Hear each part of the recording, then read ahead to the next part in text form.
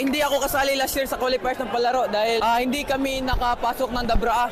And now is naka-champion kami. Gumawa kami ng history sa Davao region na champion. Ilang years yung pagitan bago kayo naka-gold ulit? Hindi, sa history po is wala, hindi pa po naka-first time pa lang po. Davao magkaroon Ako ng gold, opo. Ano pakiramdam na parte ka ng history na yun? Siyempre, masaya ako. Masaya kaming lahat as a team. Saan parte ng laban ka nahirapan kontra Western Design? Mga second quarter po. Yan po, dikit po kasi yung score. Thank you din sa Davao region.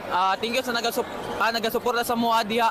Champion me. Nakuha na mo, wala mo na mo gibigo.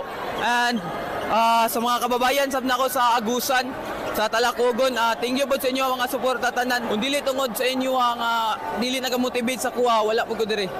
Mga tao sa inyo? Sa ngayon is wala pa eh. Wala pa, maybe next year naman. Meron pa akong isang year. Shoutout ko sa akong mga parents, Robilin Baterbunya og si Papa Buboy Baterbunya og sa akong mga igagaw sa Agusan, mga parente. Shoutout sa inyo tanan.